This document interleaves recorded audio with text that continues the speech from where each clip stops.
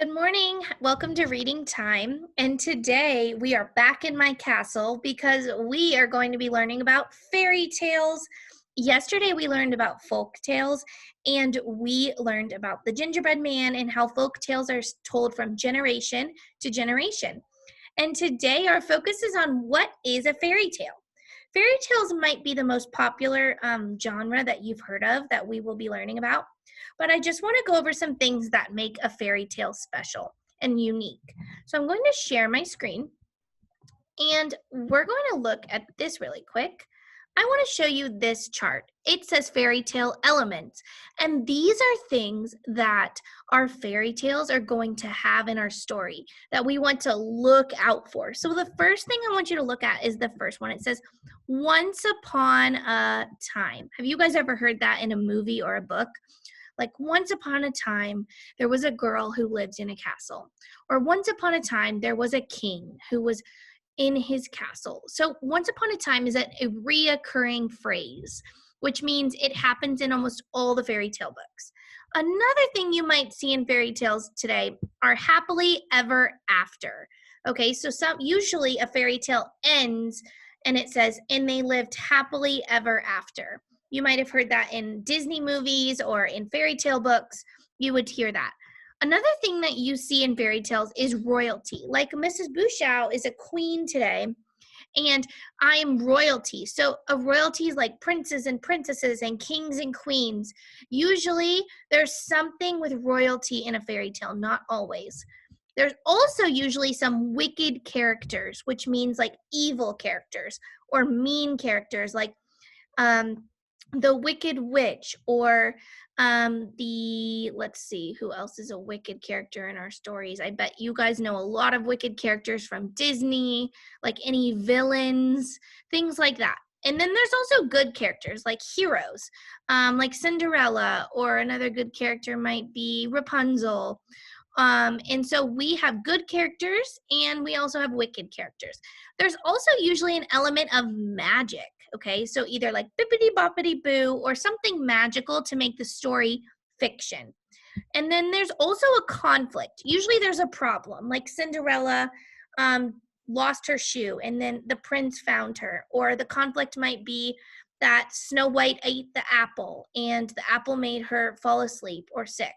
So the conflict is usually in the story, and there has to be something at the end that makes everything come back together and be happy. There's also a rule of 3. That means usually there's like, they get 3 wishes from Aladdin, or they get 3 things in a story. So I want you to look out and see if your story has anything with 3 in it. And then last, a lesson. So the book's usually teaching us a lesson, right? Like in Cinderella, it's teaching us to treat others nicely. Her stepmother was not treating her nicely. And maybe the rule is when you work hard and you are nice to people, you live happily ever after. So there's usually a lesson. I'm going to stop sharing. So I want you to remember that chart. I'll post that chart in Schoology so you can look at it as you read fairy tale books today. And remember, you can read fairy tale books in your Epic library. And your Epic library is always in your reading course at the bottom. You can also go to Raz Kids and listen to fairy tales. And you can also go to Mac and Via and listen to fairy tales today. So I'm going to share my screen now, and we are going to read a story together that's a fairy tale. And as we read, I want you to look out for things that make this a fairy tale. Okay, we're going to read Snow White and the Seven Dwarfs. And as we read, we're going to look out for things that we notice, okay? Snow White and the Seven Dwarfs by Maggie Blossom. A long time ago, in a land not too far from here, there lived a beautiful little girl whose dad was the king. Everyone called the little girl Snow White because she had such fair skin like her mother, who died when Snow White was a baby. Snow White was really cool. So was her dad. Unfortunately, not everyone can be so cool. You know what I see already? A long time ago. That's kind of like once upon a time. One day, Snow White's dad, the king, married a really pretty woman who was not so cool. She was crazy. She was also really vain. Every day, the new queen would look in her hand mirror and say, "Mirror, mirror, in my hand, am I the prettiest lady in this land?" And the mirror would always say, "Yep." Until one day when it said, nope. Uh-oh, do we see an evil character maybe? You see, Snow White had grown from a girl into a lady, and now her beauty surpassed the queen's. This made the queen furious, and she banished Snow White to the forest. Snow White was cool, so she went to the forest, made a bunch of friends, and learned to be happy there. She moved in with 7 really cool dwarfs who became her best friends. This was not quite what the queen had in mind. The queen kept asking her mirror if she was the prettiest in the land, and the mirror kept saying, nope. This drove the queen even more crazy. So the queen dressed up in disguise, found Snow White, and fed her a black magic apple that made her choke.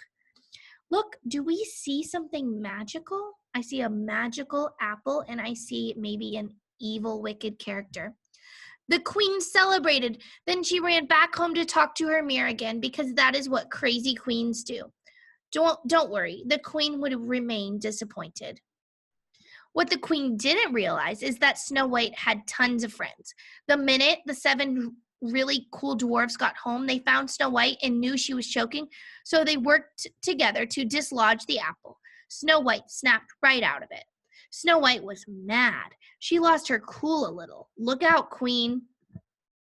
Snow White was a cool lady, but trying to choke her was too much. She was done with this queen. She marched straight home, told her dad what happened, and helped him move her queen out of the castle and into the forest, where she was ordered to live from that day forward. The ex-queen wasn't what you'd call forest material. Uh-oh, I don't think she likes to be in the forest. Stuck living in the forest, the ex-queen was pretty miserable. Eventually, the 7 really cool dwarves took pity on her and agreed that she could live with them if she agreed to do all the cooking and cleaning. Not an easy job since there were 7 of them, but the queen got used to it and even learned to like it. She ended up pretty cool. The end. Okay, so I'm going to stop sharing. Well, that's kind of a funny version of Snow White, a little different than the version maybe you've seen in a movie. And in that story, let's think, did we see some magic? Yes. Did we see some evil characters? Yes, we did. And we saw some good characters, Snow White and the dwarves. We saw Once Upon a Time, and then they lived happily ever after. And the queen learned her lesson, which was to be nice to people, and then she would be beautiful. So today, readers, I want you to read fairy tales. Fairy tales are the stories that have royalty, they have magic. I want you to read some fairy tales, and I want you to look out for those story elements, those fairy tale elements. There's nothing to post to Schoology today. Just off you go. Happily ever after.